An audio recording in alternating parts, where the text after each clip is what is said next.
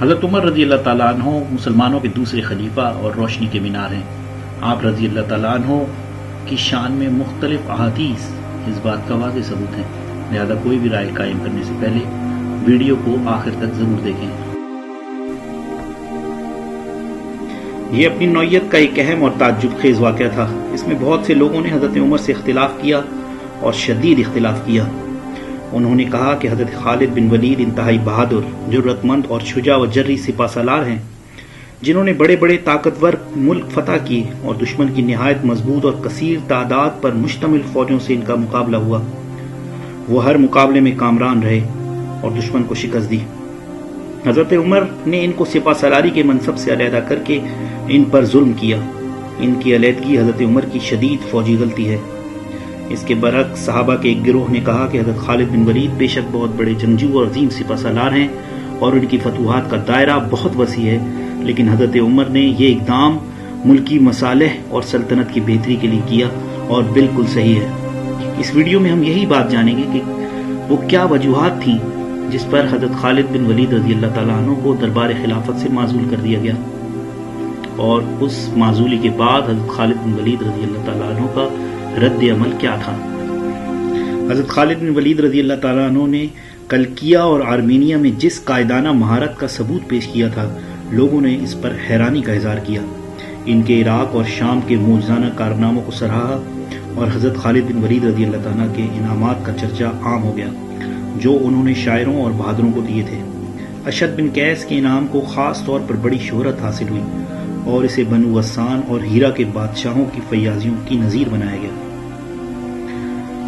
لوگوں کی اس فریفتگی اور اشد کے اس انعام کی خبر حضرت سیدنا عمر فاروق رضی اللہ تعالیٰ عنہ کو مدینے میں پہنچی،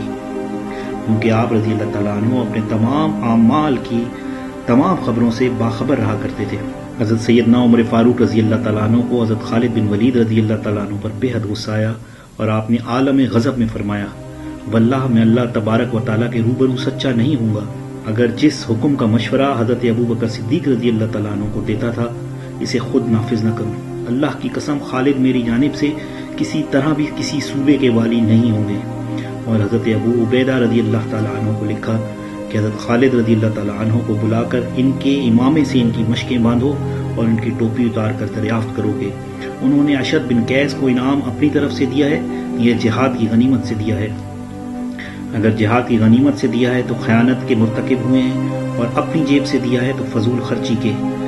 اور انہیں حکم دیا کہ دونوں صورتوں میں انہیں معزول کر کے ان کے علاقے کو اپنی ولایت میں شامل کر لو۔ حضرت ابو عبیدہ رضی اللہ تعالیٰ عنہ کو جب یہ خط ملا تو حیران و ششدر رہ گئے۔ حضرت خالد بن ولید رضی اللہ تعالیٰ عنہ کے لیے ان کی فوج کے تمام مسلمانوں کے دل میں قدر و منزلت تھی، لیکن امیر المومنین واجب الاطاعت ہیں اور ان کے حکم پر عمل کرنا فرض ہے، اس لیے انہیں حضرت خالد بن ولید رضی اللہ تعالیٰ عنہ کو بلا کر اس حکم کی تعمیل امیر المومنین کے قاصد اور حضور نبی کریم صلی اللہ علیہ وآلہ وسلم کے مؤذن پر چھوڑ دینی چاہیے۔ حضرت ابو عبیدہ رضی اللہ تعالیٰ عنہ نے حضرت خالد بن ولید رضی اللہ تعالیٰ عنہ کو لکھا، اور جب وہ آئے تو ان سے حضرت سیدنا عمر فاروق رضی اللہ تعالیٰ عنہ کے خط کا کوئی ذکر نہ کیا، بلکہ لوگوں کو جمع کر کے خود ممبر پر بیٹھ گئے۔ پھر مسلمانوں کے خلیفہ کا بھیجا ہوا قاصد کھڑا ہوا اور حضرت خالد بن ولید رضی اللہ تعالیٰ عنہ سے دریافت کیا، تم نے 10,000 درہم اپنی جیب سے دیے تھے یا جہاد کی غنیمت سے دیے تھے؟ حضرت خالد بن ولید رضی اللہ تعالیٰ عنہ یہ سن کر مبہوت ہو گئے، جواب دینے سے قاصر ہو گئے۔ قاصد نے اپنا سوال پھر بیان کیا، لیکن حضرت خالد بن ولید رضی اللہ تعالیٰ عنہ کے ہونٹ تک نہ ہلے، جبکہ سب کچھ ہو رہا تھا اور حضرت ابو عبیدہ رضی اللہ تعالیٰ عنہ ممبر پر چپ چاپ بیٹھے ہوئے تھے تو انہوں نے اپنی زبان سے کچھ نہ کہا۔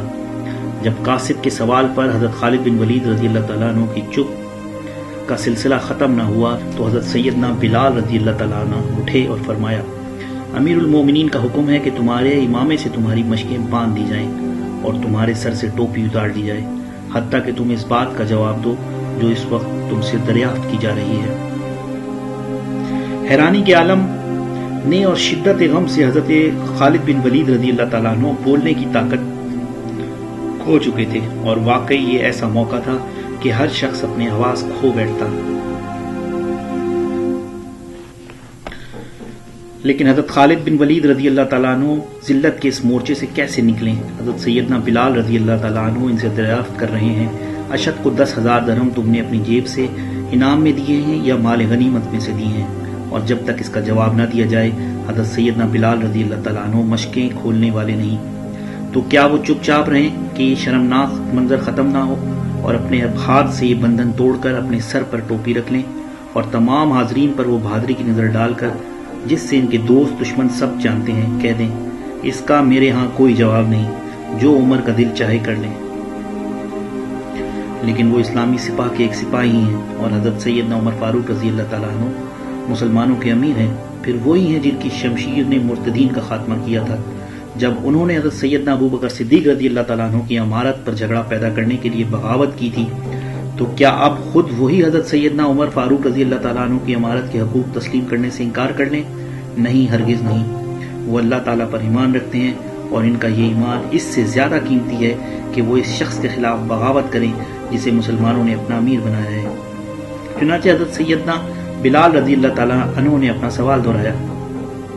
تو حضرت خالد بن ولید رضی اللہ تعالیٰ عنہ نے بلا تعمل جواب دیا، میں نے یہ انعام اپنی جیب سے دیا ہے، مال غنیمت سے نہیں دیا۔ اب حضرت خالد بن ولید رضی اللہ تعالیٰ عنہ مدینہ منورہ میں امیر المومنین حضرت عمر فاروق رضی اللہ تعالیٰ عنہ کے دربار میں حاضر ہوئے، لیکن یہاں بھی امیر المومنین حضرت عمر فاروق رضی اللہ تعالیٰ عنہ نے خالد کے ساتھ نہایت سختی برتی۔ ہو سکتا ہے کہ حضرت سیدنا عمر فاروق رضی اللہ تعالیٰ عنہ نے حضرت خالد بن ولید رضی اللہ تعالیٰ عنہ کے ساتھ زیادتی کی ہو اور ان کے معزول ہو کر مدینہ پہنچنے کے بعد اپنے طریق عمل میں زیادہ سختی پیدا کر دی ہو، اس لیے کہ وہ دیکھ رہے تھے کہ حضرت خالد بن ولید رضی اللہ تعالیٰ عنہ کی حمایتیوں کا گروہ اور جماعت آتش فتنہ بھڑکانا اور لوگوں کو میں فساد برپا کرنا چاہتا ہے۔ ایسی حالت میں اگر وہ نرمی کا اظہار کرنا چاہتے تو لوگ اس نرمی کو کمزوری پر محمول کرتے اور انہیں یقین ہو جائے گا کہ حضرت خالد بن ولید رضی اللہ تعالیٰ عنہ کو بے گناہ معزول کیا گیا ہے۔ اس سے ایک طرف تو شر پھیلے گا اور دوسری طرف بے چینی کے اسباب زوردار ہوں گے۔ یہ بات حضرت خالد بن ولید رضی اللہ تعالیٰ عنہ کی ذہانت سے چھپی ہوئی نہیں تھی۔ انہیں علم تھا کہ امیر المومنین نے کن مقاصد کے بلبوتے پر یہ طرز عمل اختیار کیا ہے۔ وہ حضرت سیدنا عمر فاروق رضی اللہ تعالیٰ عنہ جب علیحدگی میں ان سے ملاقات کرتے تو سر تاپا لطف و ہمدرد ہوتے، لیکن جب لوگ ان کے بارے میں گفتگو کرتے تو ان میں پھر وہی سختی پیدا ہو جاتی۔ ایک روز حضرت خالد بن ولید رضی اللہ تعالیٰ عنہ خلوت میں حضرت سیدنا عمر فاروق رضی اللہ تعالیٰ عنہ پر ناراض ہوئے اور اپنی پہلی بات دہرائی کہ آپ نے میرے معاملات میں انصاف سے کام نہیں لیا۔ اس بات کے جواب میں حضرت سیدنا عمر فاروق رضی اللہ تعالیٰ عنہ نے فرمایا، واللہ خالد، میں تمہاری آبرو کرتا ہوں اور تمہیں محبوب رکھتا ہوں، آج کے بعد تم مجھ سے کسی بات پر ناراض نہیں ہوگے۔ ایک مرتبہ حضرت سیدنا عمر فاروق رضی اللہ تعالیٰ عنہ نے جابیہ میں عام لوگوں کے روبرو خطاب کرتے ہوئے فرمایا،